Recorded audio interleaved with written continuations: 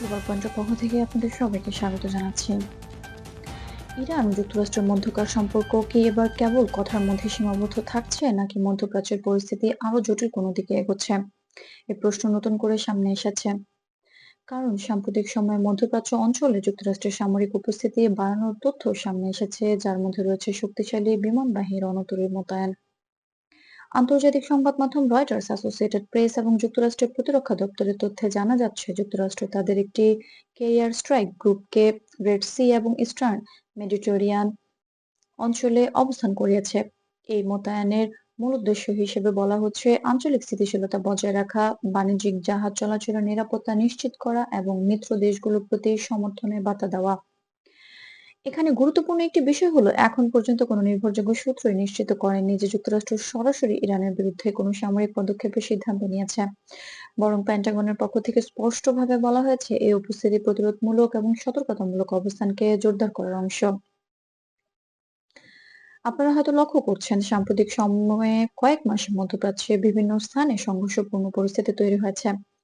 Yemen, Lebanon এবং পারস্য উপসাগর সংলগ্ন এলাকায় কিছু ইরানপন্থী গোষ্ঠীর কার্যক্রম আন্তর্জাতিক উদ্বেগ বাড়িয়েছে।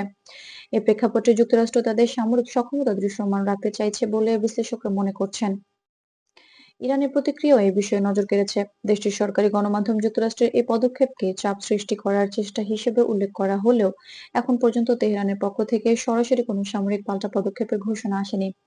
বরং কূটনৈতিক ভাষায় বিষয়টি তুলে ধরা হচ্ছে। বিশেষজ্ঞদের মতে এটি মূলত শক্তি প্রদর্শন এবং বার্তা দেওয়ার কৌশল, যার মাধ্যমে যুক্তরাষ্ট্র জানাতে চায় যে তারা তাদের স্বার্থ ও মিত্রদের নিরাপত্তা নিয়ে সতর্ক রয়েছে। তবে একই সঙ্গে তারা এটাও স্পষ্ট করছে যে পরিস্থিতি আরো খারাপ করার কোনো আগ্রহ তাদের নেই। 2024 এবং 2025 সালের শুরুতে বৈশ্বিক রাজনীতিতে মধ্যপ্রাচ্য একটি সংবেদনশীল অধ্যায় রয়েছে। এমন পরিস্থিতিতে ভুল বোঝাবুঝি বা অতিরিক্ত পদক্ষেপ বড় ধরনের অনিশ্চয়তা তৈরি করতে পারে, এমন আশঙ্কাও প্রকাশ করেছে আন্তর্জাতিক বিশ্লেষকরা। তাই সব পক্ষই আপাতত কথাবার্তা ও কূটনৈতিক চ্যানেল খোলা রাখার দিকে গুরুত্ব দিচ্ছে। সব মিলিয়ে বলা যায়, যুক্তরাষ্ট্রের বিমানবাহী রণতরীর এই মোতায়েন সরাসরি কোনো সংঘাতের ঘোষণা নয়, বরং একটি সতর্কবার্তা এবং প্রতিরোধমূলক অবস্থান।